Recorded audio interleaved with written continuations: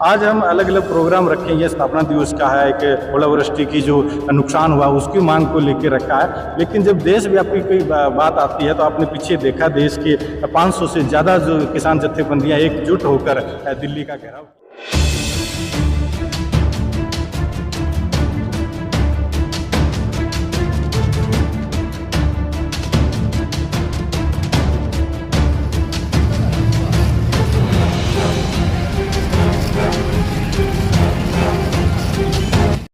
नमस्कार दोस्तों, मैं आपका दोस्त ललित कुमार। आप जुड़ चुके हैं सिरसा ताज़ा खबर के साथ। इस वक्त हम मौजूद है सिरसा के किसान चौक पर। आपको बता दें, 1 साल पहले इस किसान चौक का नींव रखी गई थी, जहां पर 1 साल के अंदर काफ़ी टूट फूट हो चुकी है। इसी को लेकर किसान यहाँ इकट्ठे हुए हैं, उनको मरम्मत का काम चालू है। और आपको बता दें, यहाँ प्रहलाद सिंह बारूखेड़ा भी मौजूद है। वो इनका आने का कारण ये है कि ओलावृष्टि से हुआ नुकसान के कारण उनका मुआवजे को लेकर ज्ञापन सौंपा जाना है। इसी ज्ञापन सौंपा जाने के लिए इनसे करते हैं बातचीत। नमस्कार। सबसे पहले यहाँ आने का मेन वजह क्या है, कारण क्या यहाँ इकट्ठे होने के? आज किसान चौक का स्थापना दिवस है। आज से 2 साल पहले 3 अप्रैल को देश भर से जितने भी किसान जो शहीद हुए थे उनकी शहीदों की मिट्टी को जगह जगह से लाके यहाँ पे किसान चौक की स्थापना की थी, जब दिल्ली के अंदर किसानों का आंदोलन चल रहा था। आज उस किसान चौक की जो है इसकी स्थापना दिवस है, उसका स्थापना दिवस बनाने के लिए इकट्ठे हुए हैं। दूसरा, इस चौक के साथ छेड़खानी की गई है। अब वो छेड़खानी किसी शरारती तत्वों ने की है, प्रशासन ने की है, या अनजाने में किसी की गाड़ी इसमें लग गई है, वो तो यहाँ के ट्रैफिक के जो अधिकारी है या जो कर्मचारी खड़े हैं उन्हीं को पता है। तो इस चौक को दोबारा से आज इसको ठीक किया गया है, इसके सीमेंट वगैरह और लगा के इसको सही किया गया है। और दूसरा हमारा बड़ा कारण, अभी जो मौसम की मार पड़ी है किसानों के ऊपर, जो इलाके के अंदर फसलों में बहुत बड़ा खराबा हुआ है ओलावृष्टि की वजह से। 100% खराबा हो गया किसानों की। गेहूं की फसल है, जो सरसों की फसल है, और जो कोई फसलें थी वो बर्बाद हो गई है। उसके मुआवजे की हम मांग करते हैं कि सभी किसानों को जो है स्पेशल गिरदावरी करके उनको उचित मुआवजा जो है किसानों को दिया जाए। इन मांगों को लेके आज यहाँ पे इकट्ठे हुए।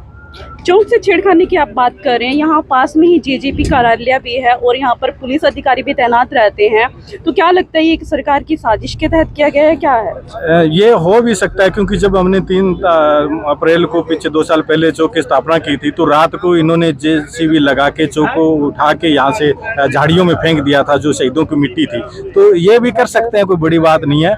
और दूसरी तरफ बड़े शर्म की बात यह है कि चौधरी देवीलाल का जो कुनबा है, ये दुष्यंत चौटाला है, अजय सिंह चौटाला है, और जो ये परिवार है इनका, जो अपने आप को किसान हितैषी होने का दम भरते हैं, और इनकी दफ्तर के आगे ये चौक है। आज तक ये एक बार भी इस चौक के ऊपर रुक के इन्होंने नतमस्तक नहीं किया है कि ये शहीदों का नाम पे चौक बना हुआ है। और ये वादे करते हैं, ये बड़ी बड़ी जो दम भरते हैं कि हम किसानों के हितैषी हैं। अगर ये किसानों के हितैषी होते तो ये यहाँ पे इस चौक का निर्माण भी करवा सकते थे, इस चौक के ऊपर आके ये नतमस्तक भी हो सकते थे। जब ये राजस्थान में जाके एक मंदिर बनाने के लिए 6 करोड़ दे सकते हैं, तो क्या ये निर्माण चौक का नहीं कर सकते? लेकिन ये असल में इनको किसान दुश्मन नजर आता है कि ये जो चौक यहाँ पे बना है वो इनकी छाती के ऊपर बन गया है। और ये तो चाहते थे कि हम अपना ही कोई बुत यहाँ पे लगाते अगर ये चौक यहाँ पे ना बनता। तो इस तरीके की इनकी मानसिकता है। तो ये इनके कार्यालय के आगे चौक होना, तो सबसे पहले तो अगर ये किसान हितैषी होते तो रखवाली करना इनकी जिम्मेवारी बन जाती थी। भी किसानों को चौक है और इस चौक का हम निर्माण करेंगे, हम इसकी रखवाली करेंगे। दूसरा, यहाँ पुलिस प्रशासन भी रहता है, ट्रैफिक के जो अधिकारी यहाँ पे होते हैं, कर्मचारी भी यहाँ होते हैं, जिनका पूरे शहर के अंदर ये रूल बना रखा है कि कहीं भी चौकों के ऊपर हर जगह पे पुलिस खड़ी होगी। उसके बावजूद अगर चौक के साथ कोई छेड़खानी होती है तो ये कोई बड़ी बात नहीं है कि सरकार की या इन जेजेपी वालों की कोई साजिश ना हो। किसान आंदोलन की अगर मैं बात करूं तो हरियाणा किसान मंच काफी उभर कर सामने आया था, लेकिन आज की अगर मैं बात करती हूं तो एक अंतर्राष्ट्रीय किसान मंच निकल रहा है, हरियाणा किसान मंच अलग निकल रहा है। क्या लगता है कि किसानों में अब दो फाड़ हो चुका है? किसानों में दो फाड़ नहीं है कभी भी, और किसानों के नाम के संगठन आज से नहीं है। जब से किसानों के ऊपर विपदाएं आई हैं तब से किसान संगठन बनते रहे हैं, किसान जत्थेबंदियां बनती रही हैं, और आगे भी जब तक किसानों के ऊपर संकट आता रहेगा किसान जत्थेबंदियां बढ़ती रहेगी। हर इलाके के अंदर, हर ब्लॉक के अंदर, हर जिले के अंदर, हर राज्य के अंदर, पूरे देश के अंदर पता नहीं कितने किसान संगठन बने हैं, कितनी किसान जत्थेबंदियां बनी हैं। वो किसानों की मांगों को उठाते रहेंगे और संघर्ष करते रहेंगे। अगर मैं आज की बात करूं तो आज सिरसा में 3 किसानों जत्थेबंदियों द्वारा अलग अलग प्रोग्राम रखे गए हैं। क्या लगता है इससे सरकार पर क्या असर पड़ेगा? क्योंकि जिस तरीके से किसान भी कंफ्यूज हो रहे हैं, किस जगह जाएं किस जगह ना जाएं, किसानों में भी एकता भी कमी नजर आ रही है इस वक्त। वो एक बात ठीक है कि आपस के अंदर जो गैप है, 2-3 अलग अलग प्रोग्राम हुए हैं, वो इस तरीके से नहीं होना चाहिए। किसानों का आपकी बात ठीक है कि कन्फ्यूजन होता है, लेकिन इससे 3 प्रोग्राम हुए हैं तो इसका मतलब है कि सरकार के ऊपर दबाव भी पड़ेगा कि किसान चाहे कहीं भी किसी भी जत्थेबंदी में है, कहीं पर भी है, लेकिन वो किसानों की मांग उठा रहे हैं और सरकार के ऊपर प्रेशर बनेगा।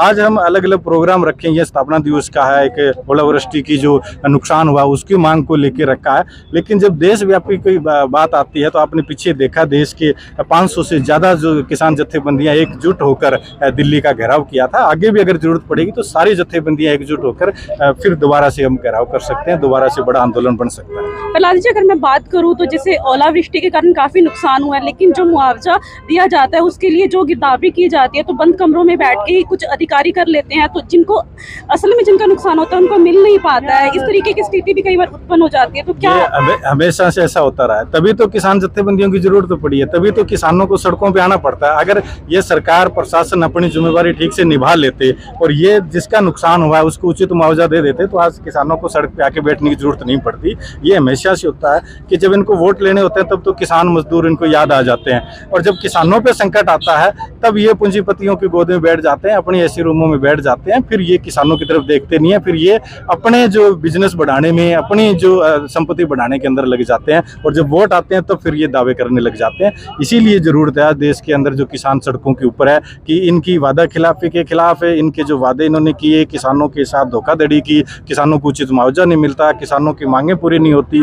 मंडियों के अंदर आप देखोगे मौसम की मार पड़ी, किसान अपनी फसल लेके आया, मंडियों में शेड नहीं है, किसानों की फसल जो है वो बारिश की वजह से खराब हो गई है। कहीं भी मंडियों के अंदर आप देखोगे अब गेहूं का सीजन शुरू होने वाला है, आप पूरे इलाके के अंदर बहुत सी मंडियां हैं, वहाँ पे किसानों की गेहूं जो है वो कच्ची मिट्टी के अंदर जो है वो रुलती रहती है, वहाँ पे उनका कोई वाली बारिश नहीं है, टाइम के ऊपर वारदाना नहीं मिलता है, इससे किसानों को परेशानी होती है। एक तरफ मंडी में एक फसल लेके आता है, दूसरी तरफ उसकी दूसरी फसल खेत के अंदर खड़ी है, ऊपर मौसम की मार है, तो वो किसान घबराया हुआ रहता है। और ऐसी स्थिति के अंदर अब किसान जो है, देखा अब कल भी अखबार में खबर आ रही है किसान ने आत्महत्या की है। अब ओलावृष्टि होने की वजह से, फसल नुकसान होने की वजह से, खेती जो ठेके पे ले रखी है उससे उसके कर्जा चढ़ने की वजह से बहुत से किसान जो आज मानसिक रूप से परेशान भी हो चुके हैं। नहीं जी, जिस हिसाब ਨਾਲ ਸਰਕਾਰਾਂ ਦੇ ਬਿਹੇਵੀਅਰ ਹੈ ਉਸ ਹਿਸਾਬ ਨਾਲ ਤਾਂ ਕੋਈ ਲੱਗ ਨਹੀਂ ਰਿਹਾ ਉਸ ਤਰ੍ਹਾਂ ਤਾਂ ਵੀ ਕੋਈ ਕਿਸਾਨਾਂ ਦੀ ਬਾਂਹ ਫੜੀ ਜਾਊਗੀ। ਦੇਖੋ ਸਪੈਸ਼ਲ ਗਿਰਦਾਵਰੀ ਦੇ ਆਦੇਸ਼ ਹੋਏ ਆ, ਹਰ ਇੱਕ ਕਿਸਾਨ ਦੀ ਹਰ ਇੱਕ ਪਿੰਡ ਦੇ ਵਿੱਚ ਫਸਲ ਖਰਾਬ ਹੋਈ ਹੈ, ਪਰ ਕੁਝ 65 ਪਿੰਡਾਂ ਦੀ ਇਹਨਾਂ ਨੇ ਗਿਰਦਾਵਰੀ ਦੇ ਜਿਹੜੇ ਆਰਡਰ ਦਿੱਤੇ ਹੈ, ਜਦ ਕਿ ਦੂਜੇ ਪਿੰਡਾਂ 'ਚ ਵੀ 333 ਪਿੰਡ ਆ ਸਰਸੇ ਜ਼ਿਲ੍ਹੇ ਦੇ ਵਿੱਚ, ਉਹਨਾਂ 'ਚ ਵੀ ਫਸਲਾਂ ਤਾਂ ਲੋਕਾਂ ਦੀਆਂ ਖਰਾਬ ਹੋਈਆਂ। ਉਹਨਾਂ ਵਾਸਤੇ ਜਿਹੜੇ ਪਿੰਡਾਂ ਦੇ ਐਲਾਨ ਹੋਇਆ ਉਹਨਾਂ ਵਾਸਤੇ ਵੀ ਹਜੇ ਤੱਕ ਗਿਰਦਾਵਰੀ ਕਰਨ ਵਾਸਤੇ ਕੋਈ ਪਟਵਾਰੀ ਨਹੀਂ ਪਹੁੰਚਿਆ। ਜੇ ਕਿਸੇ ਕੋਲੇ ਮੰਗ ਐਸਡੀਐਮ ਸਾਹਿਬ ਕੋਲੇ ਮੰਗ ਲੈ ਕੇ ਜਾਂਦੇ ਆ ਤਾਂ ਉਹ ਕਹਿੰਦੇ ਜੀ ਪਟਵਾਰੀਆਂ ਨਾਲ ਰਾਬਤਾ ਕਾਇਮ ਕਰੋ। ਪਟਵਾਰੀ ਹੁਣ 15 ਪਿੰਡਾਂ ਵਿੱਚ 12 ਪਿੰਡਾਂ ਵਿੱਚ ਇੱਕ ਪਟਵਾਰੀ ਹੈ ਜੀ। ਜੇ ਆਪਾਂ ਕਹੀਏ ਵੀ ਉਹ ਕੱਲੇ ਪਿੰਡ ਦੇ ਵਿੱਚ ਜਾ ਕੇ ਕੱਲੇ ਖੇਤ ਦੀ ਗਿਰਦਾਵਰੀ ਕਰ ਲੂ ਤਾਂ ਉਹਨੂੰ ਵੀ ਬਹੁਤ ਔਖਾ ਹੀ ਇਹ।